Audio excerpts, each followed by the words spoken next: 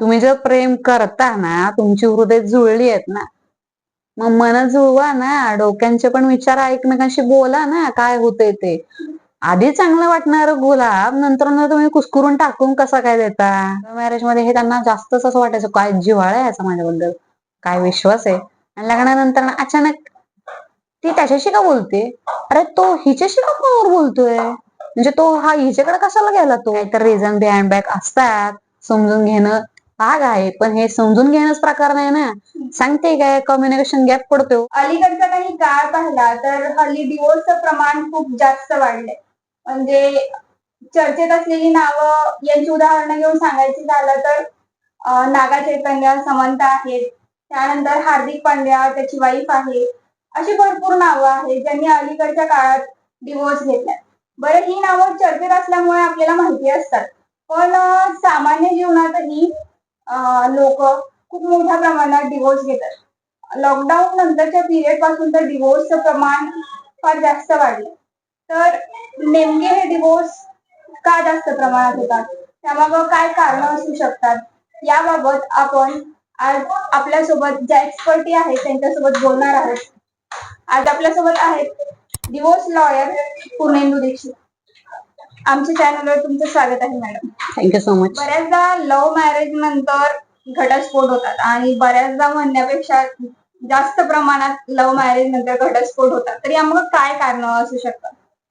Love marriages mostly एकतर लहान वयात, आजकाल रील्स पण पाहिला असतील तुम्ही, 5वी 6वीतली पोरं एकमेकांना मला पैसा नको, मोबाईल नको, कार नको, पण हिला घेऊन जाऊ नको, असले रील्स मी पण पाहिले बरं. आणि असे बोलतात की नाही तू मेरी जिंदगी आहे, असेही त्यांनी रील्स बनवलेले आहेत. काय कळतं त्यांना, म्हणजे त्या वयातल्या मुलांना काय कळतं?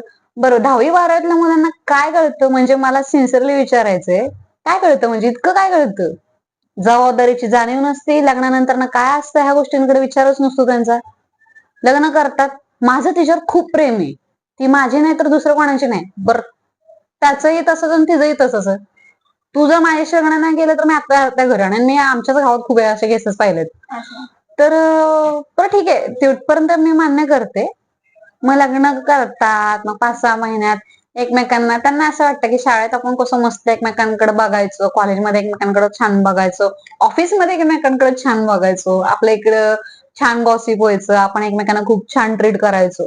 जे ते छान होतं ते एक सडन महिन्यानंतर 15 दिवसात 10 दिवसात अशा गोष्टी घडलेल्या आहेत की अरे हा तर असं बघतो घरात, हा तर इतक्या उशीर उठतो, आणि अरे ही तर स्वयंपाकच करत नाही, अरे हिला डाळ भात पण नाही लावता येते, आणि हा साध्या ह्याला स्वतःचे कपडे कसे टाकावे कसे ठेवायचे ह्याचे ह्याला मॅनर्स पण नाही येत, ह्याला मोबाईल चार्जिंग लावता येत नाही, चहा करायला नाही ना यार, मला ह्याने चहा द्यायला पाहिजे ना, एवढा माझ्यावर प्रेम करतो तो. म्हणजे फार क्षुल्लक गोष्टी द्या दिसतात तेवढ्या, पण फार क्षुल्लक गोष्टीत, पण त्यांना एकमेकांना ते कळतच नाही नक्की काय करायचं असतं.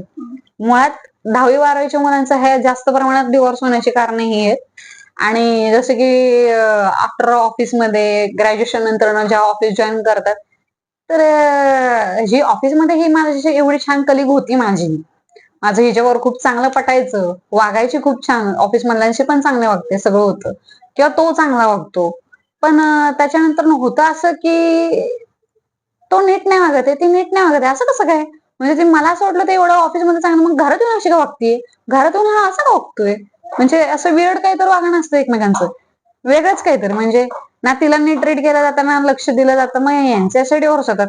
समटाइम्स ते एकमेकांना फिजिकली पण सॅटिस्फाय नाही करत, घरातल्यांशी नीट वागणं नसतं, उठणं बोलणं चालणं हर एक गोष्टीमध्ये तफावत जाणवते त्यांना, आणि मग लव्ह मॅरेजेस मध्ये मस्तपैकी ह्यांचे छान डिवोर्स होतात, कारण ह्यांना ह्यांचंच कळत नाही नक्की काय करायचंय. तुम्ही जर प्रेम करता ना, तुमची हृदय जुळली आहेत ना, मग मन जुळवा ना, डोक्यांचे पण विचार एकमेकांशी बोला ना, काय होतंय ते.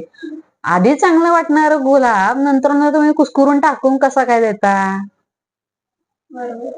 कसं काय देता? बऱ्याचदा लव्ह मॅरेज मध्ये कसं असतं की सुरुवातीला 4-5 वर्ष रिलेशनशिप मध्ये राहतात लोक, आणि मग त्यांना या टाइम पिरियड मध्ये सगळ्याच गोष्टी फिजिकल गोष्टी पण भरपूर प्रमाणात होतात. आणि मग लग्न झाल्यानंतर याच गोष्टी घटस्फोटाची कारण बनतात. तर यावर तुम्ही काय बोलाल?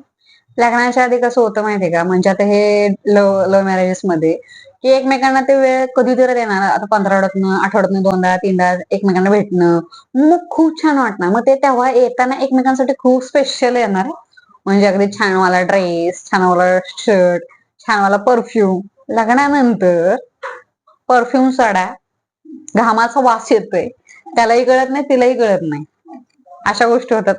ब्रश केला जात नाही. दिसतात ह्या गोष्टी छोट्यात, पण खरंच त्या गोष्टी तेवढ्या असतात बरं, प्रबळ असतात. म्हणजे ह्याच्यामुळं पण डिवोर्स आहेत. आधीच्या काळात खरंच होत नव्हतं, कारण ते समजून घ्यायचे एकमेकांना. आणि कदाचित डिवोर्स पर्यंत त्यांचं म्हणजे सोड चिठ्ठी हा प्रकार त्यावेळेस खूप कमी प्रमाणात होता.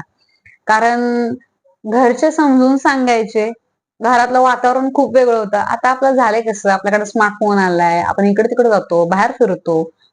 आपण आधीच्या काळात कसं सोडचिठ्ठी जसं मी शब्द वापरलाय, त्या दरम्यानच्या काळात आहे ना, की त्या लोकांची मेंटॅलिटी खूप चांगली होती हो. गावातल्या गावात एकमेकांना समजून घेणं, प्रेम, जिव्हाळा, आपुलकी हे शब्द कालांतरानं खूप नाहीसे झालेत बरं. म्हणजे आधी आता जसे हे म्हणताय ना तुम्ही लव्ह मॅरेजेस, लव्ह मॅरेज मध्ये हे त्यांना जास्तच असं वाटायचं, काय जिव्हाळा आहे याचा माझ्याबद्दल, काय विश्वास आहे. आणि लग्नानंतर ना अचानक ती त्याच्याशी का बोलते, अरे तो हिच्याशी का फोनवर बोलतोय, म्हणजे तो हा हिच्याकडे कशाला गेला तो, म्हणजे ह्या एवढ्या रात्री मी ह्याच्याशी लग्न करून लव्ह मॅरेज करून मी इथं आली आणि तो चक्क तिला सोडायला कुठेतरी गेला. काहीतरी रिझन बिहाइंड बॅक असतात. समजून घेणं भाग आहे, पण हे समजून घेणंच प्रकार नाही ना. सांगते काय, कम्युनिकेशन गॅप पडतो.